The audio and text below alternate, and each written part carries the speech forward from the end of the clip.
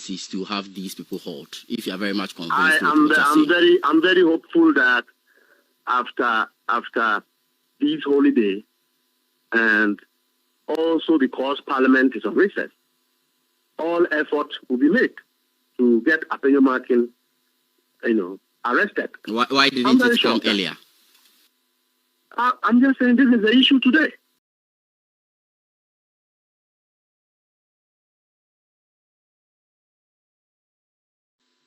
The issue just started, isn't it? And the man has come to make, self-confessions. And so we all now know, and the public now know, that at the time this crime was being committed, it didn't just reflect at the side of the board chairman. He also questioned and didn't get reasonable answers, but elected to be quiet and to conceal that conversation, even as the crime or the crimes within EPG continued, leading to loss of huge sums of money. Today, he said so on the floor of Parliament.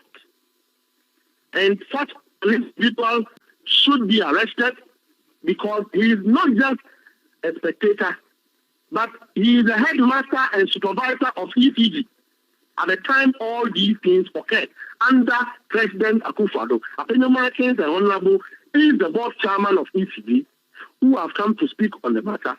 And that matter for me is closer to giving testimony of the confession, and he should be arrested. So when should we expect this action that you are going to take, and which of the investigative bodies are going to launch? I am not going to be the arresting body, but every effort will be made to ensure that the promise that was made to the people of Ghana, that their belief that a certain group of individuals, our own brothers, have chosen to cut this country into pieces to their advantage and personal use and benefit, other than the public interest, will bring those people to book. Every effort to be made to, fulfill that mandate upon which Ghanaians voted for the NDC to come to power. We must walk the talk because something indeed is fundamentally wrong. When we said to you that President Akufo-Addo was supervising the biggest scandalous government against the people of Ghana, these are the things we were talking about. When we said under President Akufo-Addo, crime was normalized, mismanagement was normalized, corruption became a thing of the government, these are the things we're talking about. These are evidences, and that a bold step must be made. And Ghanaians should support President Mahama to bring every one of these persons to book. We must tackle corruption head on. We must disincentivize public stealing. We must discourage politicians from stealing from the ordinary Ghanaian. Other than that, the future of your country, the future of your children cannot be guaranteed. And this is one of such issues that the nation must be serious about it.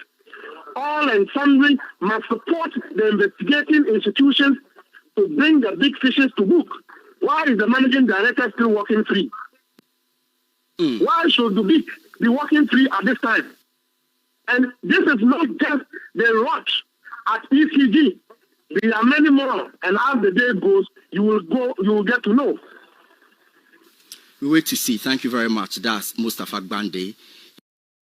A very wild allegation pointing accusing fingers at the former energy minister Matthew Opoku Prempeh, also former board chair of the Electricity Company of Ghana Alexander Apenyomakin, as well as the former managing director of the same company Samuel Dubik Mahama. Mustapha Gbandi, good evening to you. Thank you for joining us on Eyewitness News. What exactly has the party gathered to reason it wants these three persons questioned? In fact, what was their crime? Well, good evening, and then good evening to our cherished listeners. First and foremost, what I stated in respect to the three individuals you just mentioned is not an allegation. But matters of fact, one, we are all aware that the period within which these wanton criminality occur, a criminality that involves a belt of individuals. We all know that it happened in the previous government. In fact, the board chairman, Honorable Alex Apenyo-Markin, have actually made a public confession as a board chairman, taking responsibility to tell the public that he was all aware about questionable procurement practices for which he superintended oversaw as a board chairman. At the same time, ECG at the time had a managing director who is Dubik Mahama. Within the same period, Honorable Matthew Opoku-Pempe was the minister in charge of energy, under which ministry ECG is situated. Is it not a matter of fact that given the state of this matter and the seriousness that it deserves, that the board chairman now want to run away and sacrifice, persons who cannot come out and defend themselves, saying that he knew that there were some questionable procurement practices which involved these same containers, and that he's running away from responsibility and now calling on Parliament to support the minister. Is it not in the interest of the state for Apenyo-Markin to be arrested? Now Parliament is on recess. He cannot run away to Parliament under the disguise of performing parliamentary duties. He should be arrested immediately for questioning, because this criminality occurred under his tenure as a board chairman. Quite apart from that, in his own public confessions, these confessions are things that should be made on a docket, because these are material facts. A board chairman is saying that I knew that something was wrong, ECG, at the time I was a board chairman, but yet I kept quiet until the entire country have been shortchanged. We all know the implications of mismanagement at ECG. One, you, the journalist, myself, the poor taxpayer, would have had to buy power at a higher cost because some individuals are stealing. Number two, the current doomsday which we are facing, I have said, is not scientific. It's a sabotage from within. And clearly, these are some of the things that brings the debts that we have at ECG currently. A board chairman says, I knew about it. I even questioned the procurement, manager director. And he says, yeah, and then you kept quiet. You sat on it. You looked over it. You midwifed it. And today, because it is a crime, the public is talking about it. We should make it normal. We should sing, songs to it. We should speak about it in the media. The perpetrators go scot-free. The big politicians who are behind these things should escape the judgment. I am calling for an immediate arrest of Apenyo-Markin. I am calling for the immediate arrest of Matthew Opoku-Pempe, Honorable, the former running mate of the MPP. And I'm also calling for the immediate arrest of Mahama Dubik, who are principal actors at the time these things occurred. They should be arrested. And you see, it's time we hold persons and individuals highly responsible. We cannot continue to country where we talk every day and we do little. The repercussions of these things are affecting generations, affecting our children, affecting our future. When President Mahama promised that he will reset the nation, these are some of the evil that we have to be confronted with, and we must deal with it head on. It's time to step politics aside and deal with people. If this had happened in GES, a headmaster would have been held responsible. If it had happened in a private bank, the board chairman would have been answering questions at BNI. I expect that immediately we return, Apenyo-Markin should be under arrest. Dubik Mahama should be under arrest, and then Matthew Opoku Prempeh, who is the minister, who was supposed to supervise all these things, should take some responsibility for where we have come to. I think that is unfair to treat our nation like this. And every day, what we do is to sit on the media and talk about it. And then it ends up nothing. You know? I see, but are you not going ahead of yourself or even the law if you say these persons must be arrested? Because I struggle to understand the role they played in this whole saga just because you say that they were the principal actors, and in fact point to Alexander Penyomarkin that he's made a public statement to say that he was aware of this. But if he is aware of this, is it any form of culpability for which reason he should be arrested and put behind bars? Well, he was a board chairman who was supposed to, as it were, to be the headmaster of ECG, and that he comes to this country in terms of law, even in terms of leadership, some element of responsibility. And these are matters of crime that one would have to be vicariously responsible.